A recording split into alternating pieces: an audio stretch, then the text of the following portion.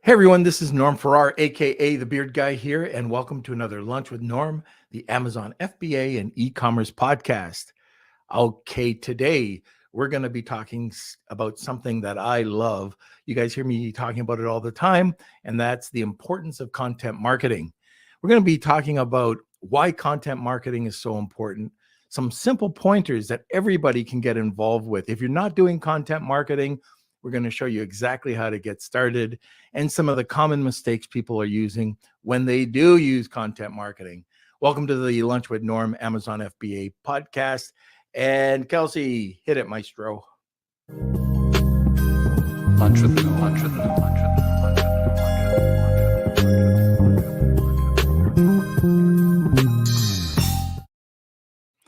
Okay, like I said, welcome to the Lunch with Norm podcast. Today we're going to be talking about the importance of content marketing. I've got a special guest today, someone that I've been working with for years, probably, 3, 4, 5 years. Our guest is the current operations manager of Nefluence. Nefluence is the company that Shane Oglow and myself own and operate. And this is the person who holds it all together for us. She's incredible. She is involved with content writing. A matter of fact, years ago, when I first met Mana, she was hired as a content writer. And now she's so incredible that she's just taken over the whole company. Anyways, she has a background in economics, and she's a post-grad in data as a data scientist. Please welcome Manavika Phukan. She'll be joining us in just a second. But first, let's have a word from our sponsor. As you know, at Lunch with Norm, bigger is always better. Bigger business, bigger profits, and yes, bigger lunches. Z wants to make sure that your business and profits are bigger by taking you and your business international. They are a one-stop importer of record shop, including compliance and logistics services. They focus on all the elements involved in a smooth first-time custom clearance so that you can focus on what you're good at, selling. Click on the screen now or follow the link in the description box below and get 50% off your first shipment today. Okay, where's the man, the myth, the boy, the myth, the legend, the Calcinator? Hello, what an intro for me. Thank you. Yeah, how's it going? How are you doing? Do you know, this is just weird because I used to call you the Calcinator when you were playing hockey, right? Yes, you did. Yeah, the Calcinator. I don't think people on the podcast have heard that name before. That might be a first. No, they haven't. And it's funny because last night is kind of weird, but I just had a dream about you playing hockey again. Oh, and yeah. I don't even know, but because of that, the Calcinator kind of made its back. way through. It's back. Okay, so on a different subject. Hi, Kels. Can you tell people what they should be doing? Well, they should be doing this, smashing those like buttons, giving us a thumbs up. If you're watching from YouTube, hit that big subscribe button below and ring that bell. That lets you get all the notifications when we go ring live. The bell, by the way. Ring the bell. Very nice. Very good. Thank you. Anyways, welcome to today's podcast. This is a pre-recorded episode, but we will be going back to take a look and see the comments and questions. So if you do have any questions, we're still working out the best way to get to these questions. I think we might even just post all the questions that were asked here into the Facebook group, and then Norm and our community can answer them all together. But anyways, Norm, do you want to talk about the Mexico trip scholarship? Yeah, so depending on the time of this recording when it's released, we are having a Mexico trip. I think everybody knows, or a lot of people have heard about the very unique Mexico trip that we're having down in Mexico City. It's going to be at the World Trade Center. We're also having a sourcing trip. We're going to visit some manufacturing facilities. And then we're flying down to Cancun and having an incredible mastermind. And the mastermind is also where we're bringing in top Mexican authorities on sourcing, logistics, everything you need to know about finding manufacturers or logistics in Mexico and getting it up to, or working with Mexican suppliers and getting all those products into the US. So we thought we'd give one major giveaway. And that is, we've got a ticket for the full event is about $8,000. And we're calling it a scholarship. We're going to deduct $3,500. Lunch with Norm is going to eat that cost. So $3,500 is going to one lucky winner. We're going to have the and I think Kelsey will say this later on when I'm off the podcast, but it'll probably be done next Monday. Now, Kelsey, you're going to have to figure out all the logistics for that because, the dates and the times and that, because this could be aired after that, a year from now. Yeah. So if it is, but we might even just cut it out. Mm-hmm. So we'll see. Yeah. Anyways, it's a $3,500 discount and we're going to absorb that cost. Also, we have a sponsor, Carbon 6, who has come to us and said, look, we're going to donate $70,000 in scholarships. So they're giving 20 people the chance to apply and get a scholarship at the same time. So, just a quick shout out to Carbon 6 to say, thank you for, that's free money. It's $70,000, $35,000 or $3,500 for 20 people. Not bad. Awesome.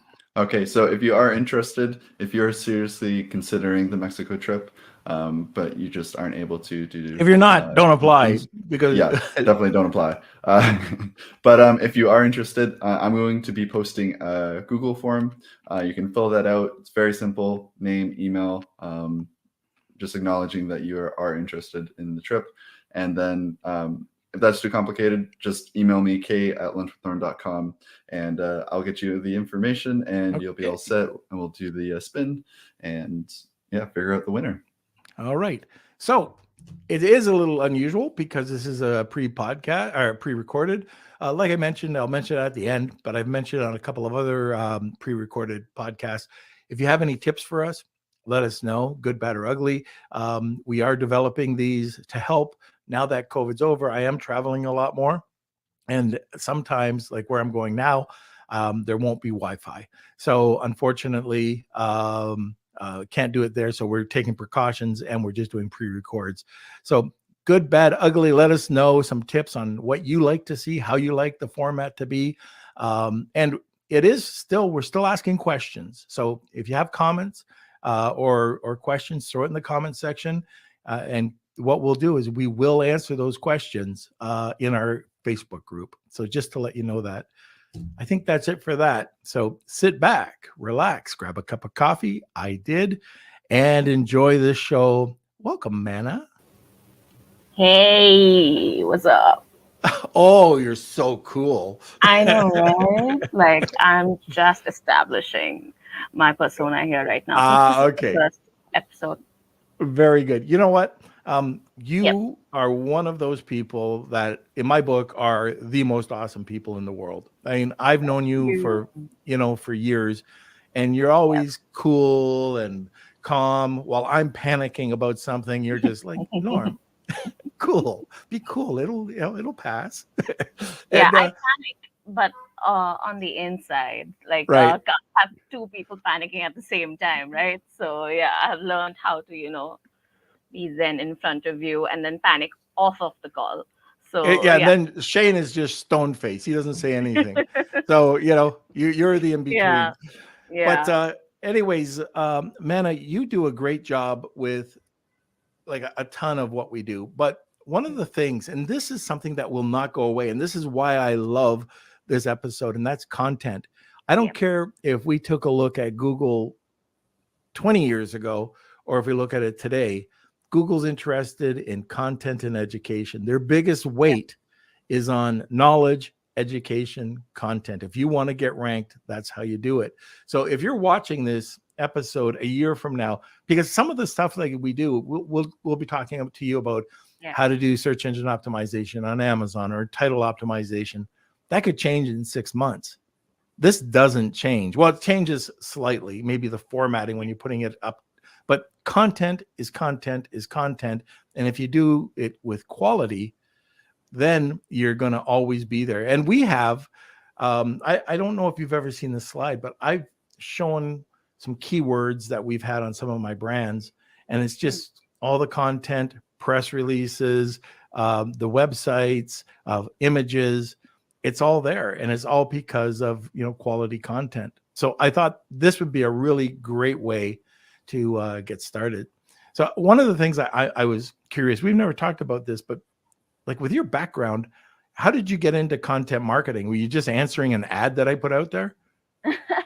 So actually, come to think of it, before I worked with you, right? The first job that I ever did when I was around 15 or so, I think Upwork was really new then for me. And I remember just answering one of the job posts for a content writer. It was a history website. Like basically, they spoke of world history, tidbits, had quizzes, blog articles, etc., etc.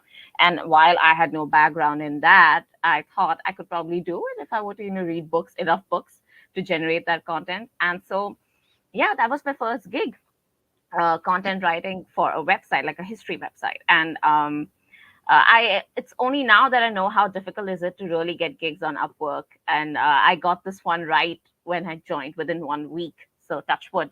But I guess that sort of determined the direction for me, right off the bat before I even completed my degrees. And once that took off, I realized how I find this field to be super interesting, really, and Mhm. super relevant, like you said, because content marketing is, well, it's a mainstay of the way we consume information in this day and age, the way we live our lives in this day and age. So it's not going to go away ever. And that's what made me stick to it. That's what made me find you.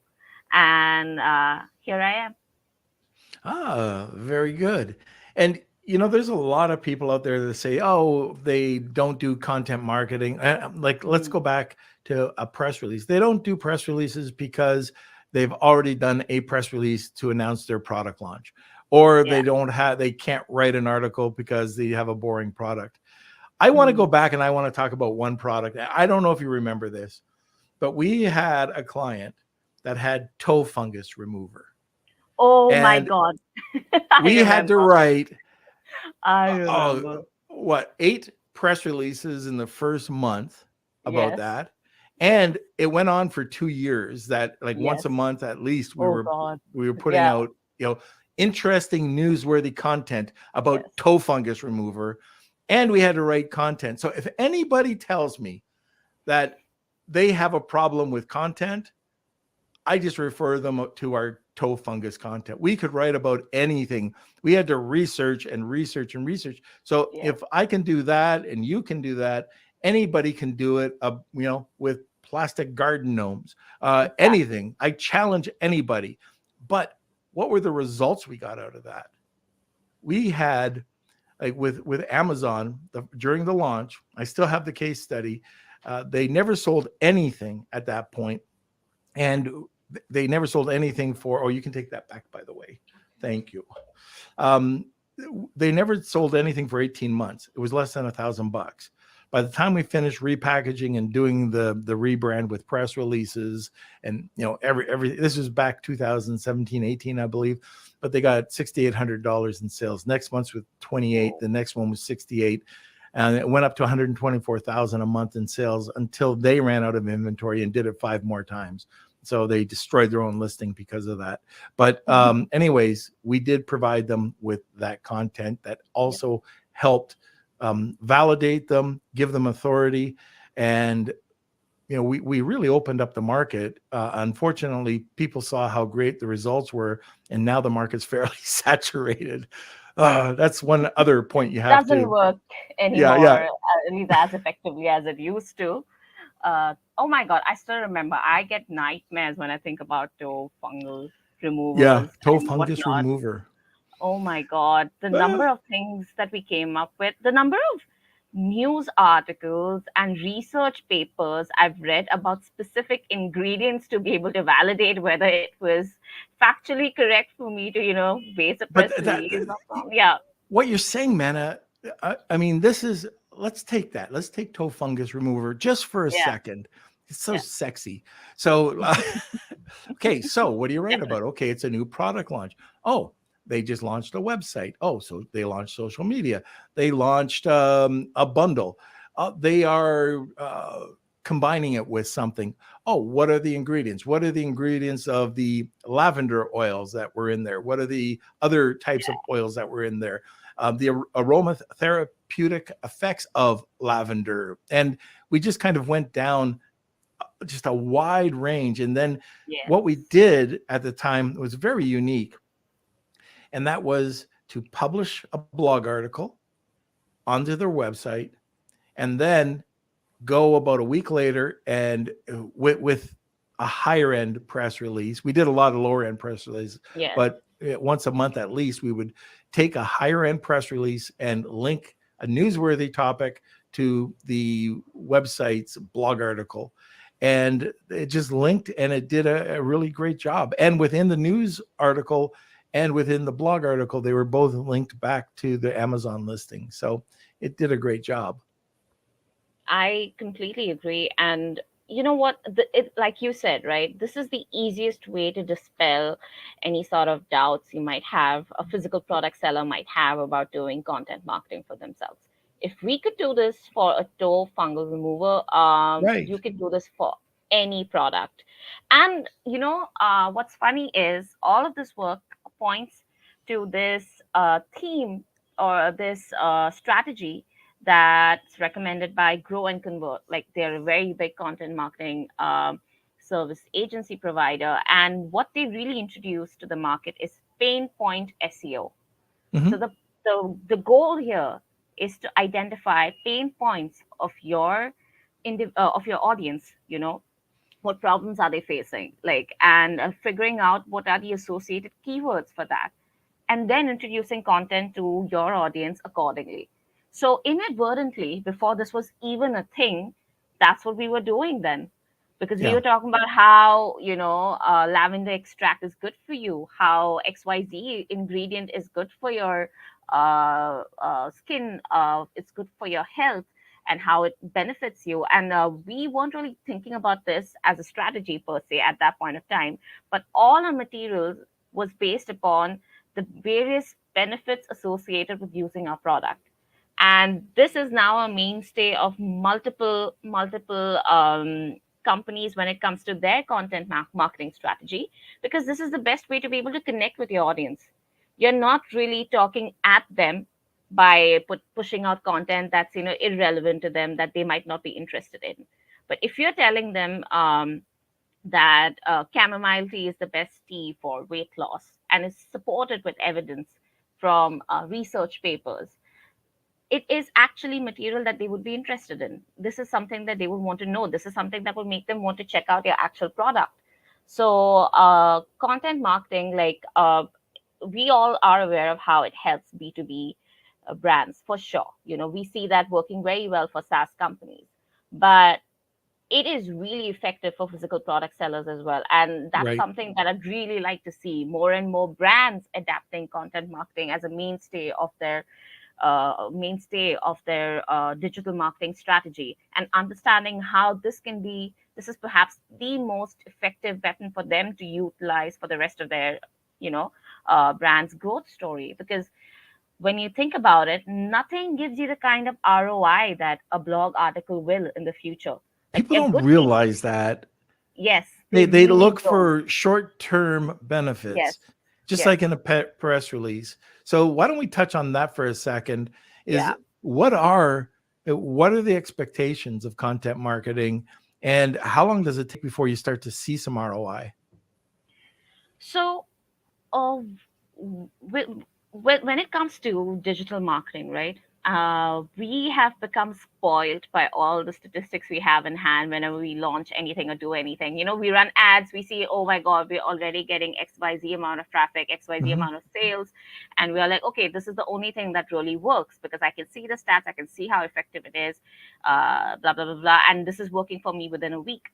But when it comes to content, you're pushing out a piece of content, obviously. There are lots of factors that play into this, the performance of your blog article. Obviously, what keywords are you targeting? Is it a long tail keyword? Is it like a primary keyword, basically a very high volume keyword that's going to be very difficult to rank depending upon the competition, right? But ultimately, like with content marketing, the amount of time it would take for Google to index your piece of content and actually get it to start ranking varies. So, yes, you're not going to see results within one day of publishing your content. But let me tell you this, 6 months down the line, even 1 year, years down the line, your blog article is still going to send traffic to your product, to your site, to whatever you wish to promote. And no one can take that away from you, not Mhm. even Google. So, a good, well written piece of content is essentially an investment. It's an investment into the future growth of your product, and it's an investment in sort of helping people without really. Uh, Basically, you're looking into the future, but you're thinking about all the future buyers you'll be getting for your brand. Like, you're not really focusing on the people who are looking for your product right now. This is something that's going to work for you years down the line. People who are, say, maybe your product is age based and it's not something that's relevant to people right now. Say maybe it's like a wrinkle corrector cream. People in their 30s will find your product right now through your blog and use it, but people in their 20s might not. But this demographic is the same demographic that years down the line is going to find your product through that article and then come to you. So this is perhaps, according to me, the most powerful way of marketing to people, because this is something that's going to work throughout time, as long as it's a well written piece of content that's updated regularly and that's relevant. So, yeah, I mean, we can go into what really makes any piece of content a good piece of content, but Right. And I would we will say, get to that. Yeah. yeah, but this is like, nothing can be as effective.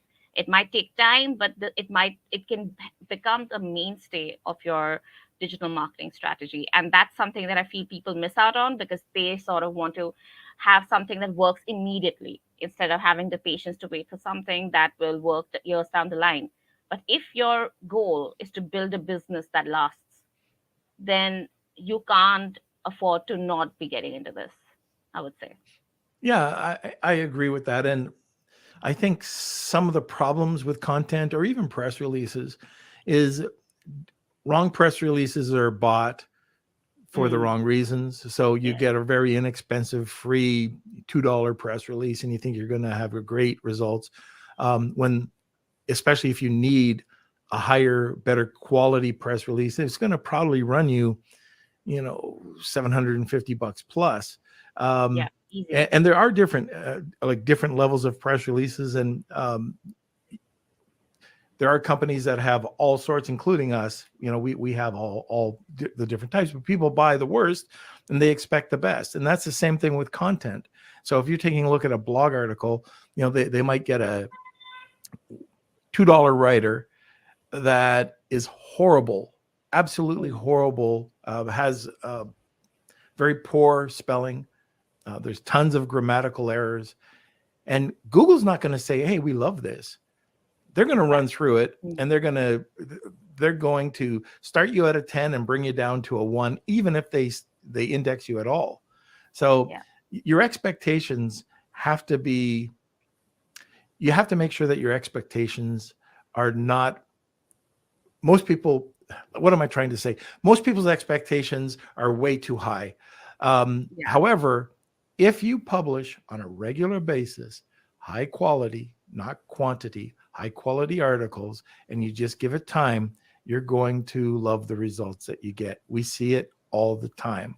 And you can target absolutely. different keywords. And even going back to toe fungus, we ended up going, like, we found out that it's contagious. Okay, so well, how do you solve that? We also found out, like you just said, let's change it around from ugly toes to beautiful healthy, and this is how to prevent, this is how to have a healthy looking foot or Yeah, nail. So anyways, those are just a few different things to look at. Expectations is probably the biggest thing. Like, us going back, I'm going to go back to press releases. mm, One of the things I hate absolutely drives me crazy is somebody says, "Oh, I put a pixel on your press release and we got no traffic." Oh Well, yeah. that's the one that's on our site, but it went out to 400 other people, and here's the 1,200 keyword rankings you got in 24 to 48 hours Yeah. from Google. Take a look at them. Some are good, some are bad, some are ugly, but you still got all these, and they don't look at that, and you can't pixel all of those people, all of those distribution Coffee gone. networks. Yeah, yeah, yeah, So that's yeah. always an issue too. Okay. Yes, and it's like you said, right? It's a lack of understanding when it comes to what is the ultimate goal of the piece of content you're writing or what you're publishing. The goal of your press release is not to, give you a traffic boost, really. It's to get you to start indexing for the keywords you want to target, because at a faster rate than, say, your blog article. It's to be able to get backlinks to your site, to your blog article, to your product. It's basically to push visibility that you wouldn't be getting otherwise. Because let's face it, if you have no traffic, if you've just launched your site and you've published a blog post, your site does not have enough domain authority to start ranking immediately. It's going to be crickets. No one's going to hear you. So the purpose of a blog, like a press release, is to sort of push your product link, your blog link, your website link out there, so that you start getting a few backlinks, so that you start getting some amount of visibility. You know, Okay. So what's a and backlink? okay, a backlink essentially would be any sort of. So, have you ever, if you've ever read a blog article, you'll see that you'll find certain uh, keywords or words with a link on them, and clicking on it takes you to some other site. So that link essentially is a backlink that is coming to that other site. Why this matters takes you back to, what Google does as a search engine. Like when it started, the reason why Google search algorithm worked really well was because they were evaluating the quality of any website as per the number of backlinks those sites were getting. And why did they factor backlinks into the algorithm? It was to show how helpful that piece of content or that site is. For them, the idea was that if a person was searching for the keyword toenail fungus remover, right? And out of all the sites that are about this term or are associated with this term, the site which has the largest number of backlinks, and here the backlink is obviously a link to that site, but backlink using the keyword of toenail fungus remover, right, would automatically sort of give them a signal that most people consider the site to be an authority when it comes to toenail fungus remover. So that's why they end up evaluating that site to be more valuable than the others on the list, and that's how it becomes position number one. And while Google's search algorithm has changed over time, backlinks are still an incredibly important, incredibly relevant part of an SEO strategy, and it's something that you will be needing if you want to grow your site. So long explanation, but yeah, that's what it is ultimately, a link that comes to you. Okay, very good. So before we move on, we've already been talking for 30 minutes. Wow. What? Uh, yeah, 30 minutes. So I told you it would be painless. Anyways, Um, if you're listening, we'd like to hear from you about your content marketing strategy. First of all, do you publish content? How's it working out for you? And secondly, we have a great giveaway today for the Wheel of Kelsey. Manna, what do we got? so, for those of you who are interested in this, um, if you can send us your company information, your product information, and what you do, we'll have our editors and our team write up an amazing, professionally written press release for you and get it distributed. And like we mentioned, it's not just distribution, you'll also get your Google keyword report that shows you how many keywords are you ranking for, and also show you a distribution report that gives you an idea of how many backlinks your website is getting, basically the number of places that your content is distributed. And furthermore, what I think is even more important is that you will be getting a content marketing strategy consult from us, from me and Shane and our team. And what we'll be doing is we'll be getting into your brand, understanding what it really does, understanding what your competitors are doing, and sort of creating a customized content marketing strategy for you with a game plan as to how you can use content marketing to change your marketing game entirely. So, yeah. Okay, and I know that Nefluence does do this for other brands, and it's a $500 value plus the other, like the press release with the content distribution. That's $100+ So Yes. the other thing, you know what, I talked about press release prior to the call, but it might be worth doing a piece of content instead of a Oh, press release and doing the agreed. distribution there. Agreed. Agreed. Yeah, why don't we Definitely. do like why Definitely. don't we give them the choice? If they want to do press release, that's great.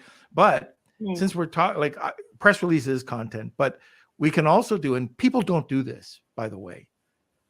Do you know people who actually provide, like they'll publish it, but they never distribute it through a distribution network? They never have a Yeah. syndicated, Yeah. they don't do it. It They comes do it back with to the press problem. releases. Yeah, but they don't do it with the blog articles. It Right, gets you back to the same thing. If you're a new website, you have no traffic, just publishing a piece of content is not going to get you any visibility. right. So that's why we have this thing called content syndication, where we syndicate your content. And this is not press releases, this is your blog article. We syndicate your blog articles as is so that you can start getting additional visibility and additional backlinks coming to your site. So, it's not just crickets as soon as you hit publish. So, yeah, Norm, I completely agree. What the other offer could be, the alternative could be, we could write a blog article for you, maybe something Yep, out of the consult we do. The yep. first article could be on us. We write it and we send it across to you, and yeah, syndicate it as well. So I think that is going to give you an even better value than just your traditional press release, and that'll give you a sneak peek into how content marketing could really work for your brand and how you could be doing this yourself. So that in total, if you go that route, is about $700. So Oh, if you're easy. interested in this, hashtag Wheel of Kelsey. If you want to get a second entry, just tag two people and you'll be put on the wheel twice. Now, Kelsey, before we go any further, I want to give you notice. Put your finger on the button and please click the sponsor. If you're selling on Amazon in 2022, you know how important it is to stand out from your competition. Let Honu Worldwide lend a helping hand with your product innovation to outcompete your competition online. That's right. Sit back, relax, and enjoy the success of your newly innovative product while Honu handles all the work. Visit honuworldwide.com for more information. That's Honu, HONU, worldwide.com, or email savings at honuworldwide.com. Okay, Mana. So somebody wants to get started with doing content marketing. They might be a little bit confused because content marketing is very broad. Yeah. What are the different forms of content marketing that we're talking about? So ultimately, content marketing is any piece of content that you're generating for your site that is strategically created to build an audience and get traffic coming into your product or your service, whatever that might be. Now, traditionally, content writing is more so about written content writing. So you would be talking blog articles, we're talking infographics, we're talking press releases. But with time, content marketing is also becoming more about other forms of multimedia, that is video. Mm-hmm. Videos are perhaps one of the most powerful ways to get traffic to your site these days. I mean, after Google, YouTube is the website with the most amount of traffic coming in in the entire world. So video content really works. So your content strategy could literally be all about the videos that you create for your product or your service. Then we have slides using SlideShare. You have social media marketing. Content essentially covers every sort of media that you see out there. So if you're worried about where to begin, I would say look at a typical content marketing strategy would involve a marketing funnel that starts with awareness, that starts with brand awareness. So, what form of media would be the best way for you to generate awareness for your brand? That is what's going to help you decide what form of content would be best for you to get started with. And to do that, obviously, you need to understand your audience. So, step one, understand your audience. Who are you writing for? Who are you creating this content for? Who are your buyers? Depending upon that, you will realize that, say, if you are marketing to a younger generation, to Zoomers, right? So, instead of writing blog articles, you'd be much uh, better off doing TikTok videos, doing YouTube videos. You know, you have to create your content where your audience is at. Like you can't be, creating this content in blog articles and then expecting those people to come to you. Now, if your service, say it's a digital marketing service, right? So your audience comprises of professionals. These people are going to evaluate you on the basis of your content, and for them, you're better off creating blog articles that sort of go into your expertise and show people why you are an authority for your brand. So ultimately, step one is to understand your audience and know where they are so that you can determine where you'll be creating your content. So that is the most important thing. If you're talking about physical product sellers, you obviously need to have visibility across social media for sure, because almost everyone is on one form of social media or the other, right? Like be it Instagram or be it TikTok. And TikTok is really taking off these days. So, I would recommend being strong on your social media content for sure. But more importantly, I would say starting off with writing blog articles for yourself would be a great investment, because when you're a physical product seller, ultimately people are going to buy things off of the internet, right? And Google is still right at the top when it comes to all the traffic that comes in the entire world. So you need to have some visibility there, you need to be ranking out there. So you need to invest, I wouldn't say invest heavily, but start investing in your written content strategy. So your blog articles, your press releases, your content promotions.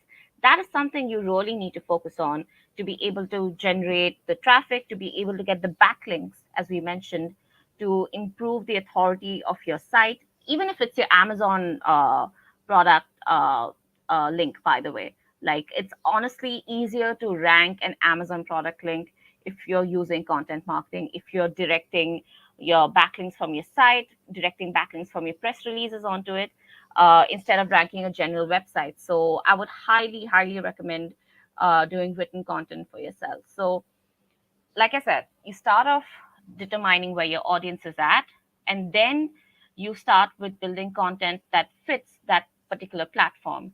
Now, step one in any content marketing funnel is always creating brand awareness. And so these are going to be general blog articles and infographics that sort of introduce your brand or your product to the masses, right? So to do that, to understand what sort of content you should be creating, or rather, what should be your topic, you need to start with keyword research. Like once you know who your audience is, you need to start with keyword research to determine what do they really talk about when they're trying to find your product. What do they talk about when they're trying to look for a service that like yours?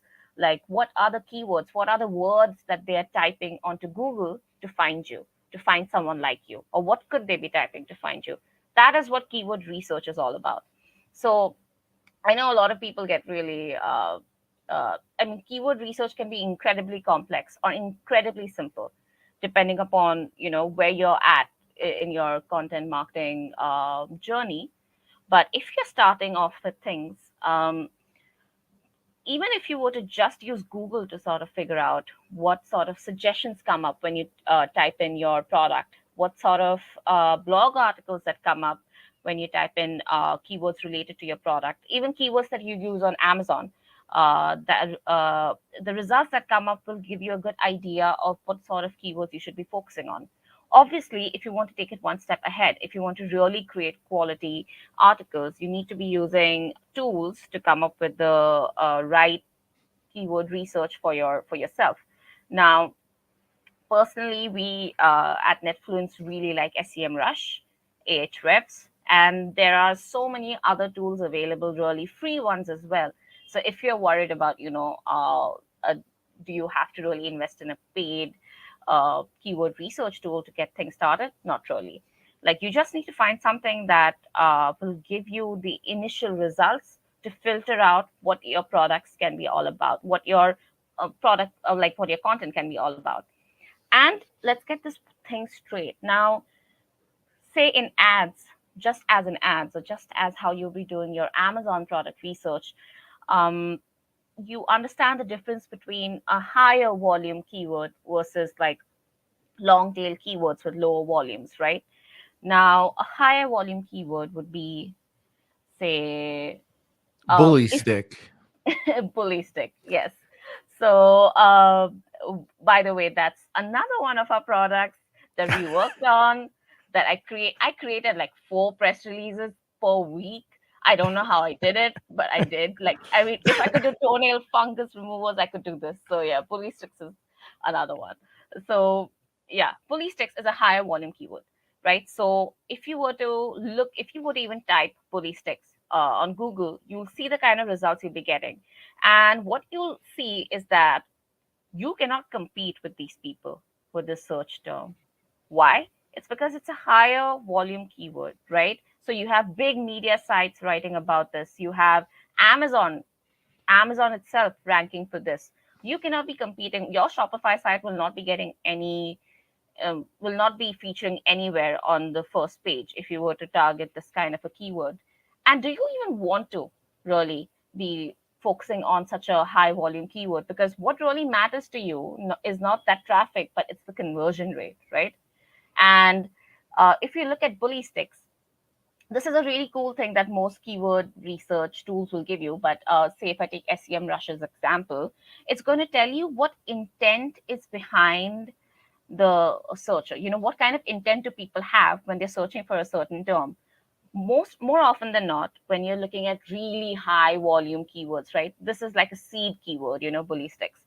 If you look at ballistics, you're going to see that the intent is very informational, right? So you can have, pet care websites talking about ballistics or the benefits or whatever. You'll even have medical sites talking about ballistics. You'll have such a wide range of people talking about ballistics in general. The intent here is not really commercial. And as a product seller, as a physical product seller, those are not the people you really want on your site, do you? Because what you really want are people who actually want to buy these ballistics. You're not really looking for people like me who are trying to write a press release for ballistics and trying to come up with information regarding the same. You're looking for people. So, Mana, sorry. Yeah. And I think we've talked about the primaries as being, you have to look as a buying keyword and a browsing keyword. So Yes. other than Yes. I ballistic, could like use you that. might have pet treat or rawhide or something very Yeah. broad.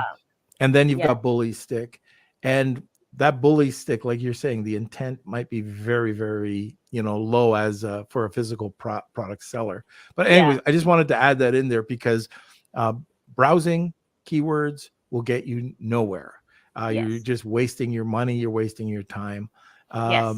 And then, when you get into a buying keyword, a 6-inch grass Bully fed stick. or odorless bully stick. That's Now where you're you, at. yeah, Yeah, that's right. exactly. Even if it's 50 people, right? What's great here is that if you push out a good quality blog article, and we'll talk about how you can push out a good quality blog article. If you're pushing out something that's really good, it's going to be easy for you to rank.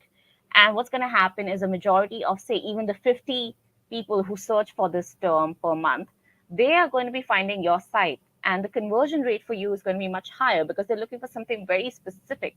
And since you're offering that something, you are going to be getting those people, that business, right off the bat. And imagine doing this at scale, there's a huge number, like for every single browsing term you're going to come up with a long list of long tail keywords that have a commercial intent. People are actually looking to buy these kind of products. If you create a blog article for each and every one of them, can you imagine the number of people you'll be getting, the conversion rate you'll be getting at scale when you write blog articles targeting each and every long tail keyword that's relevant to your product? So that is what content marketing is really about. It's not about you being able to rank for bully sticks. It's about you finding, these bully sticks for large dogs, or 6-inch odorless bully sticks, or with a certain ingredient. It's about being able to find that niche keyword term that works for you and pushing your content out there so that when a person is searching for this, they find you. You're the priority.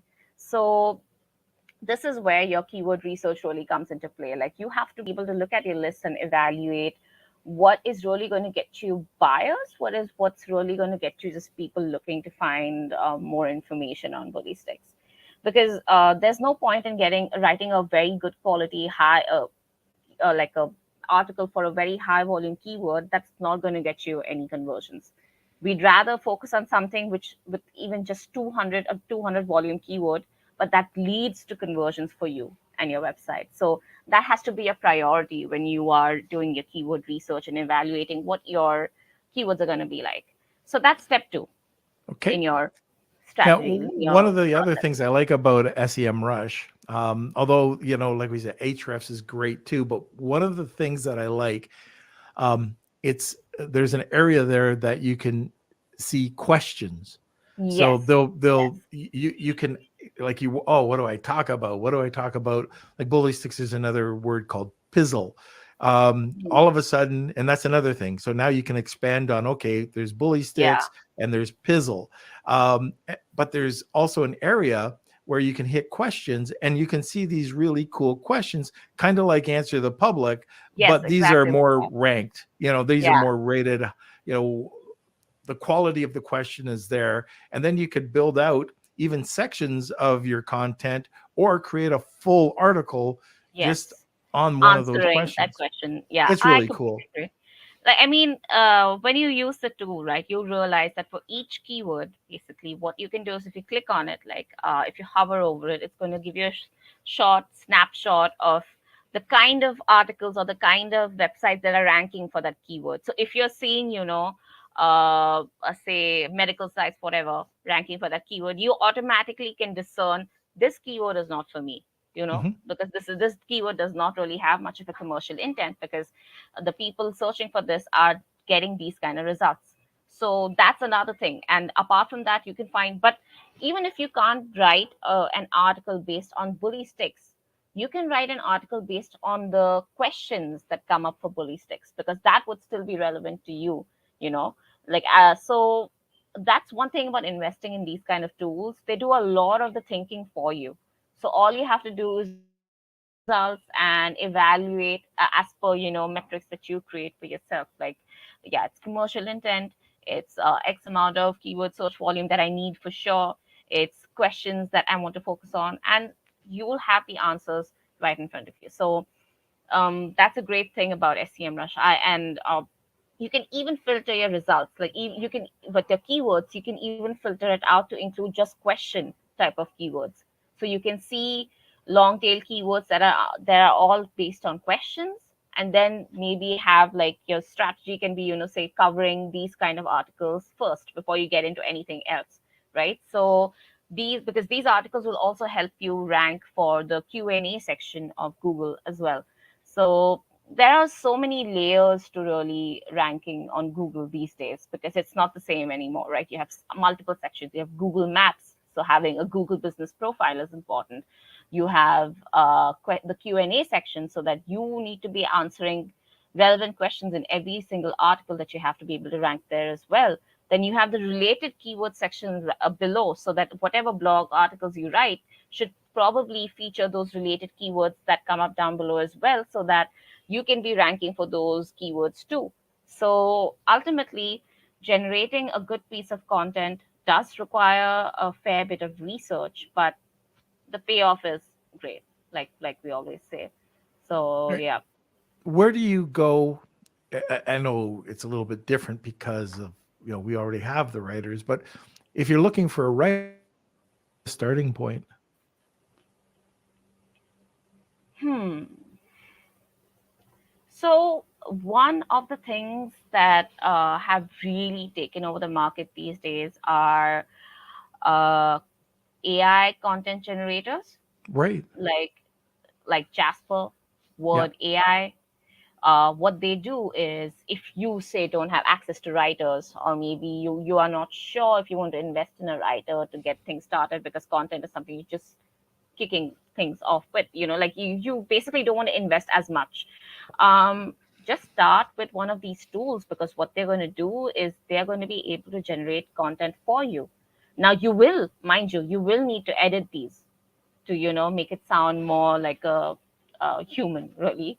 But Mhm. what these tools do for you is that they sort of, if you can do your research well, if you know that this is what your competitors are doing, this is the kind of content that's working for this keyword, all you need to do is aggregate these pieces of content together, use this AI content generator, Jasper, or whatever you wish to use, and sort of put a spin to it so that it's completely unique, and create a blog article that's even better than what's being ranked, whatever is ranking on Google right now.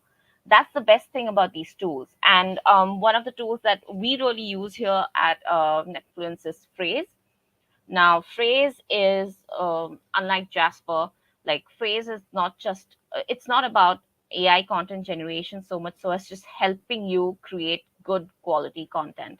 And this is a tool that can do everything for you, right from keyword research to sort of harvesting what are the best performing blog articles for that specific keyword, because you will see a lot of the research term results would be just website pages, they might not be blog articles. They will make sure to filter all the results out to just include blog articles ranking for that keyword. Mhm. They will give you the general structure of each blog article that's ranking. And they will also, and they have their own content AI generator, so which will help you generate titles, which will help you generate sections without you having to actually sit and write any of it yourself. So Phrase is one of the most complete tools I've seen when it comes to content, and it's something that I highly recommend you guys should check out. That's So an awesome app, and Phrase is yeah, Frase .ai. And one of the features I like about Phrase is that it's very similar to Answer the Public.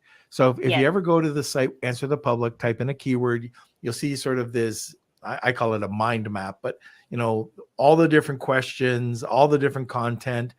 Well, Phrase does it, but they show you the content or the questions people are asking per topic, but it's the number one blog article that's there. So you can take it. Let's say if you're looking at why are natural ballistics good for elderly dogs? I don't know, something like that.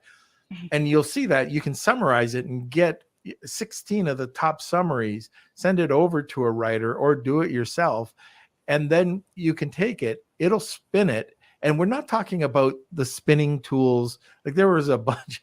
I mean, I used to do this all the way time. back when. Mhm. Yeah, way back when you'd have 20 different sites and you'd hit spin and you get 20 different articles, but they Yeah. were terrible. Now they're high quality.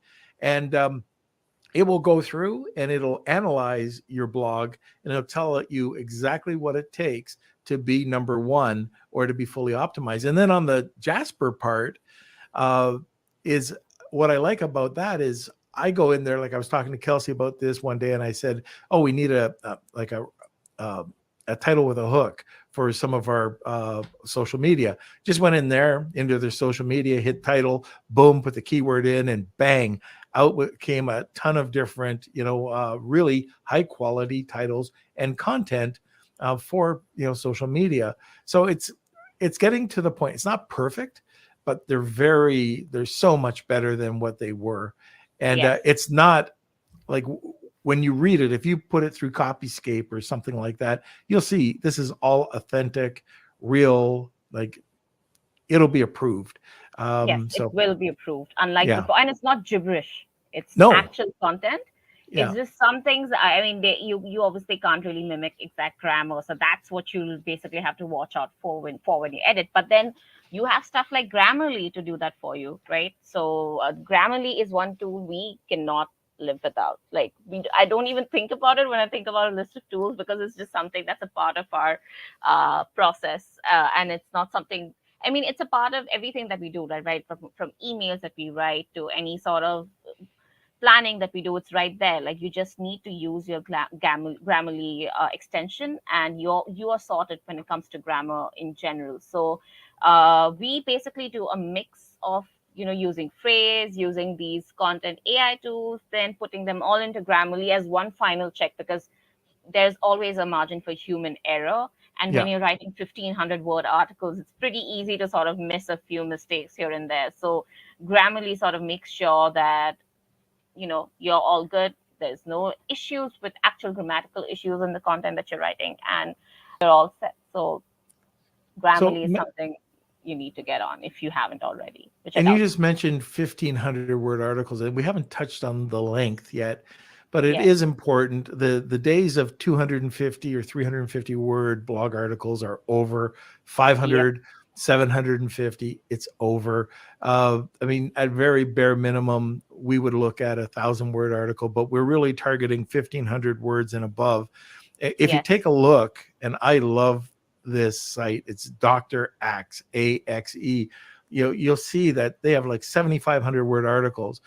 yeah, They only they went out there and they were writing content day in and day out, optimizing their site. Their site sold, and I think this was the figure, $4.4 billion, and all it was content. mm, Not saying that you go out and you do one article a day is going to get you 4.4 billion, but content is worth money, and 1,500 words. So just a little, for those of you who listened in the end or have just joined us, this is the nugget that you will love. Write a good quality 1,500 word article, and either at the end of every quarter or month, usually it's quarter, add another 250 words. yes. So it could be another table, it could be another whatever it is, put that towards the end, and all of a sudden Google will come back and treat it almost as a new article and re-rank you. So that's something that we try to do for our clients as well.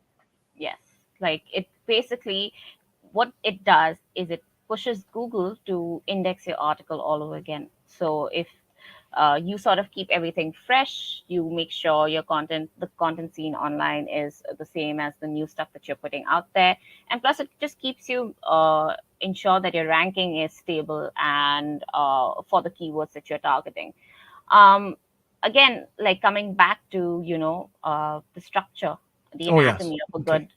good blog article, right? Like there's certain things that you'll find common, which you'll find common across any good quality piece of content, regardless of what industry or who the target audience is. And these are the things that I think you need to keep in mind that when you're creating something. So first up, you should have a table of contents. It should basically be something short. Like even if your article doesn't have multiple sections, too many sections, even although I would advise against that. It's like when you are writing articles, people just find it easier to browse through something that's well structured. It's not a wall of text that you're reading, but something that has sections and subsections, right? It's just easier to read, easier to refer to, and easier to sort of skim through, because that's what most people are doing these days. They're skimming through your content. So you have to make it easy enough for them to skim through. So that, which is why, having well structured content is key. And what a table of contents does for you is that it gives you the viewer a quick snapshot of what they can expect. So if there is a certain section that's, say, more relevant to what they're looking for, they can just jump straight to that bit. So it's great from a user experience perspective. Obviously, Hmm. it's also great from an SEO perspective, because you are right in the beginning of your blog. You're already putting in these because usually all these sections will have references to keywords relevant to your blog, right? So you're automatically pushing these keywords right on top, like getting them indexed along with the links to your subsections as well. So it's a good SEO practice as well. And overall, it just makes your article look super professional. So making a small table of contents is key. So that's the first thing that you should have. And here we're talking about structure. We're not even talking about the actual content writing bit of it, because that's honestly another podcast episode, and I don't even know if I'm the best We'll person be to do recording that right after this. that. But yeah, so uh, you start off with a table of contents. You make sure your piece of content is very skimmable and very easily readable, so that people will ultimately prefer it over other things if they find it easier to visually look through.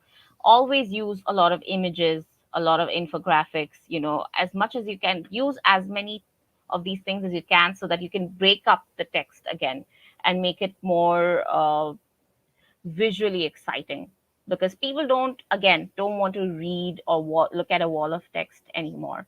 Like, we have such short attention span these days, right? Like, we can't bear to even read a long Instagram post. So a blog article is can get really, like, it's seriously out of the question if it doesn't include a lot of images.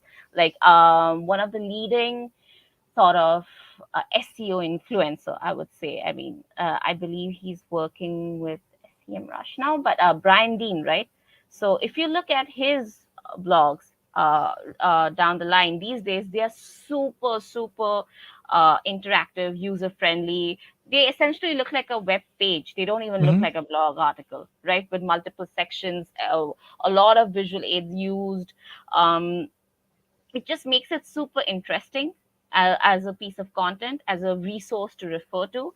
And that is one of the key reasons why he's so successful in what he does, because he has not published a shit ton of articles. What he has done is he created high quality articles that no one else has in his field. And that is one of the reasons why he is, such a big name out there. So yeah, like, I would suggest using as many images as you can and infographics as you can that is relevant to the blog article that you're using, and obviously link them back to your product, link them back to your service, link them back to whatever is relevant, to whatever you're trying to market here, because ultimately that is your goal, right?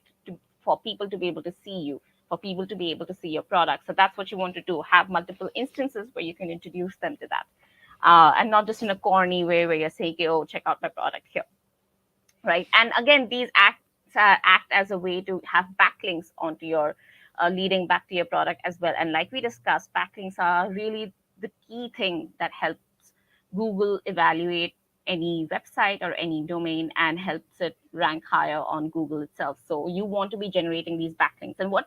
And when your blog article sends backlinks to your own site, that's called internal linking. That's a key thing when it comes to SEO.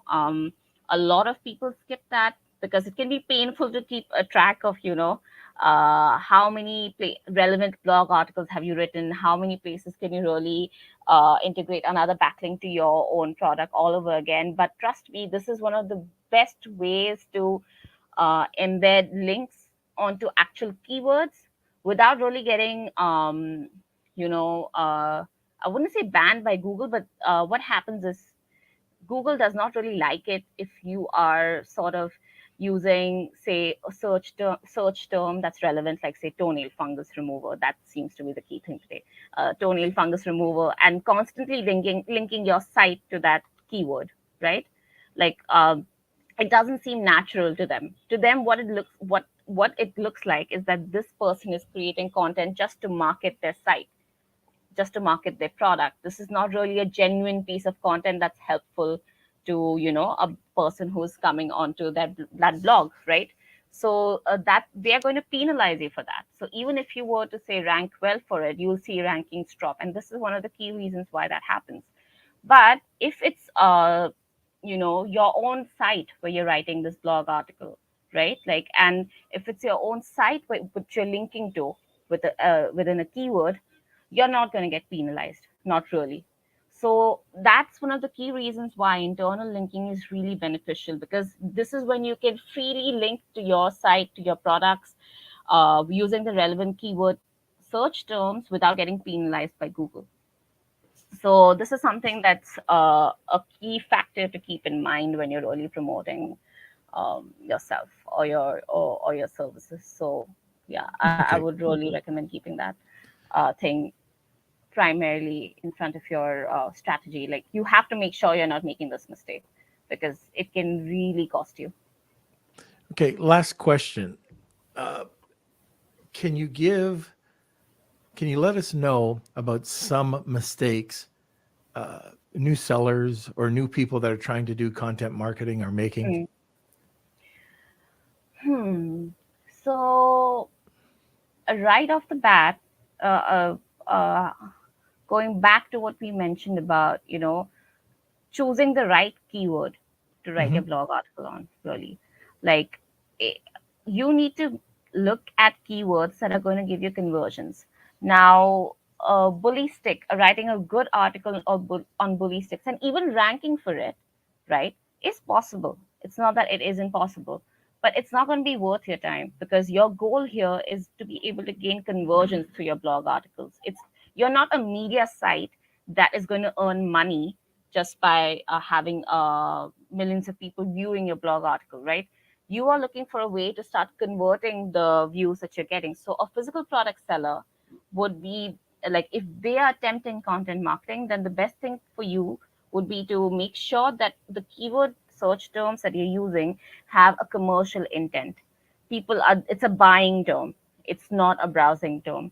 So people are looking to buy when they're looking for that term. So all your articles should be based on that. So that's the first thing, look for the right keyword. The wrong keyword can really just can give you traffic but won't give you any good results in the long term.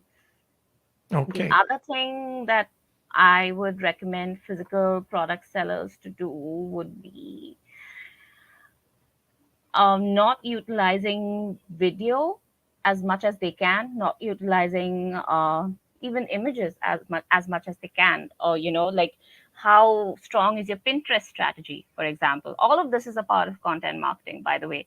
Like I said, content is not just writing pieces of content. It's also about how you're marketing your images in the best way possible, how you're marketing your videos in the best way possible. These are all content generated by your brand. So how are you using them to your advantage?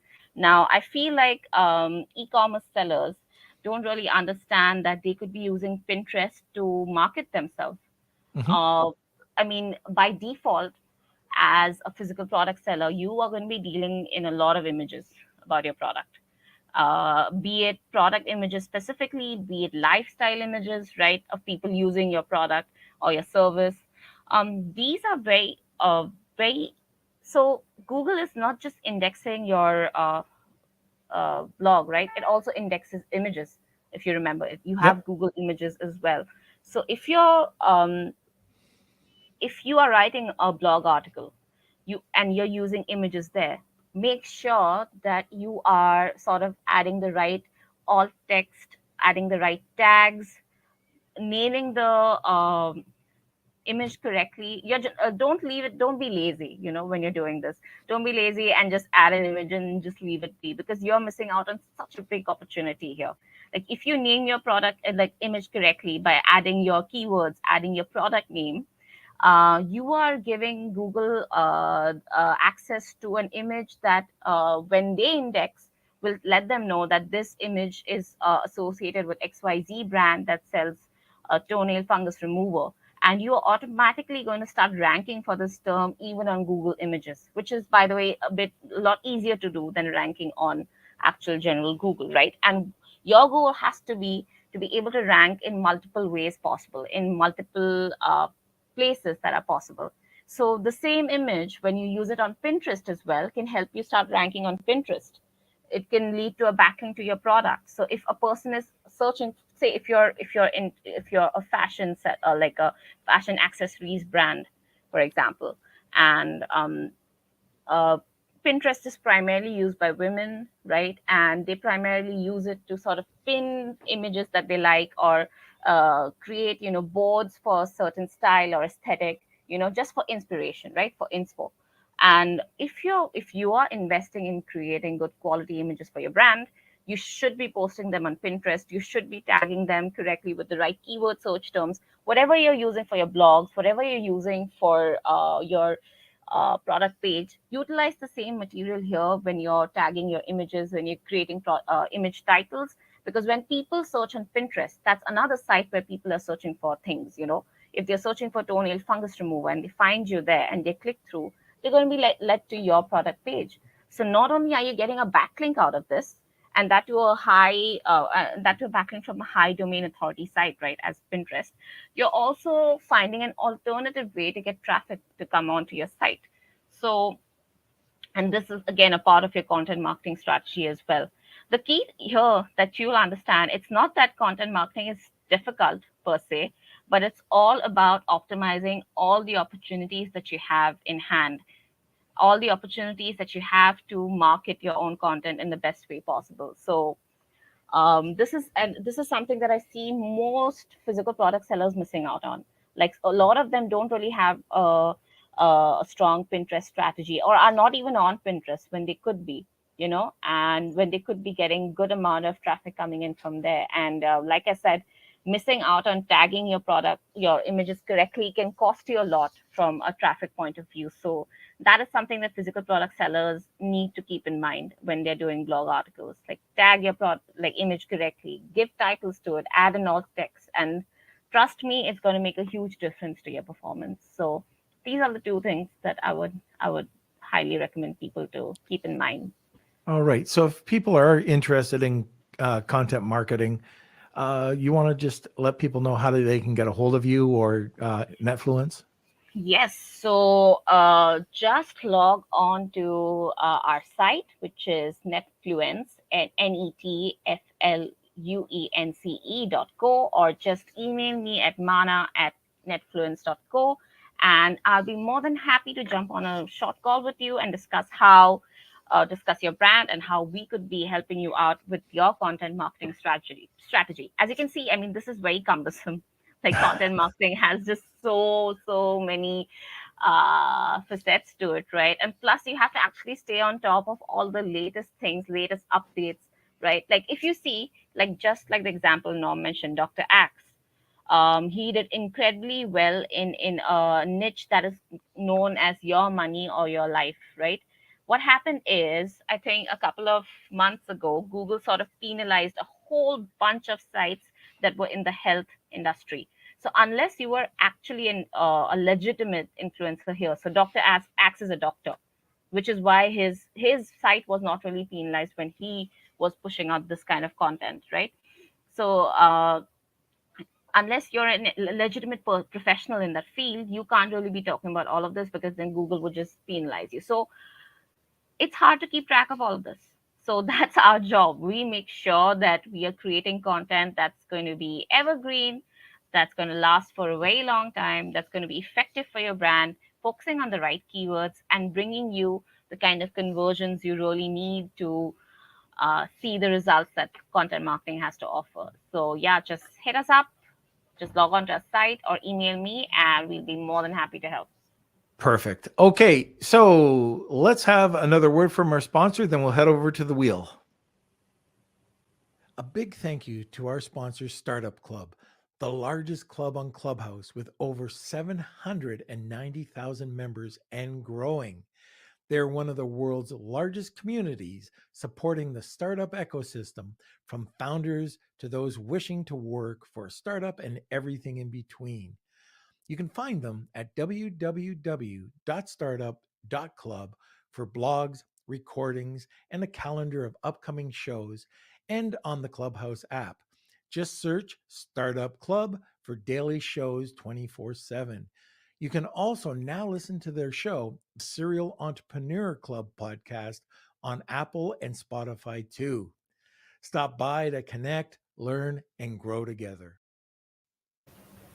Okay, so Manna, have you ever been on the podcast and have seen the Wheel of Kelsey? No, I haven't. All right. Well, we'll just do the music because Kelsey's got to get everybody registered. But I'm going to allow Kelsey to run the music today. How's that, Kels?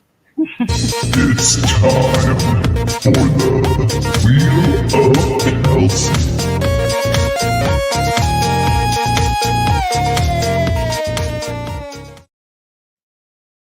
All right. Hello, everyone. It is Kelsey. I'm here live on Friday. I'm in the comments sections, but it's time for the Wheel of Kelsey.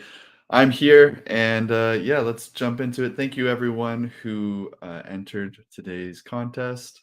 I'm going to share my screen, and we'll get this thing rolling. I hope you guys enjoy the pre-recorded episodes. Norm is going to be back on Monday, so we're going to be live in action. So don't you worry, we'll be back. All right, so Wheel of Kelsey, here we go. Thank you everyone who entered. Also, as you can tell, I'm a pretty big Leafs fan. We got playoffs coming up, so go Leafs go. But here we go. We'll shuffle it up, and let's see who the winner is. So today's winner looks like Cindy. All right, congratulations, Cindy. You are today's winner. I'll go out and contact you. You can also email me, k@lunchwithnorm.com. And thanks everyone for playing. All right, so we'll continue with the episode. I do want to just quickly say we do have the Mexico trip scholarship. It's ending on Monday. This is your chance to win $3,500 off an $8,000 trip. So pretty big deal. If you are interested, I've posted the link a couple times. I'll post it one more time in the comment sections. But anyways, go over there, you fill it out. This is for people that are seriously interested in the trip.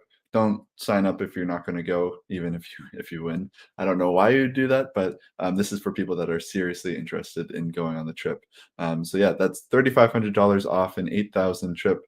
Mexico, you get to go to Mexico City for a sourcing trip. Even there's a trade show. Then we fly over to Cancun for a mastermind. And this is happening in June. So for more information, check out that link. I'm going to be posting soon, and we'll get back to the action. And, there we go. And at this point, it would be congratulations to the winner. There'll be an insert in there of Kelsey actually doing it. So Okay. we get to see the wheel today, but we will have you on live. And I'm sure. I'll get through that then. See, now you've been here once. Now we'll have to have you as a regular guest. No. What if people say she was so boring? Like, not anymore. Never again. Oh, come on. You're gonna do that. This was great. And there's so much we can talk about, and we just scratched the surface on so many We things. really But did. we'll get you back on. And Mana, I know this was kind of last minute. I got you on because I'm going to be away tomorrow. But anyways, I just wanted to thank you. It was awesome. You did a great job. Really appreciate you coming on. Of course, anything for you, Norm. I'll keep you up for that. Just wait till the next time. I regret this. All right. We will see you later, Mana. And thank you for everybody from coming on. Hope you enjoyed the show today. This was a pre-record. So if you do have any comments for us, please let us know. We want to bring out the most in our podcast. So good, bad, ugly, just let us know in the comments section or contact Kelsey. And if there's an area that you like us to see, if you like it shorter intro, longer intro, same thing at the end, just let us know. And Kelsey, where are you? Yes, hello everyone. Thank you for watching. See, I told you Mana would be awesome. Yeah, she was awesome. So there's so much information. I think it's going to be one of those episodes that people are just going to have to keep coming back and checking it out. So that's awesome. Thank you everyone for listening. If you haven't yet and you're watching on YouTube, make sure you subscribe, hit that button below and ring that bell. Also, don't forget to smash those like buttons, give us a thumbs up, and you can tag anyone that might be interested in content marketing. That's an Amazon seller, e-commerce seller. Let them in on the little secret of Lunch with Norm, and make sure you join the community. Join our Facebook group, Lunch with Norm, the Amazon FBA and e-commerce podcast. And yeah, I think that's about it. Thank you again for everyone watching this pre-record. I am live here looking at all the comments as this is actually streaming. So we want to do these and not cancel episodes, because it's not always possible to record when we go live in certain, or when we are in certain locations when we're traveling. But yeah, I think this is a great alternative, and it's been going well so far. So yeah, let us know if you have any questions or comments. You can email me, kate@lunchwithnorm.com. And I think that's it. Okay, so thank you for joining us today. And we run these podcasts every Monday, Wednesday, and Friday at noon Eastern Standard Time. I always love saying this. We have an incredible, awesome community. We could not do this without you. So just thank you once again, and enjoy the rest of your day, whatever day it is, because I have no idea when this is going to record or be published. Lunch with Norm.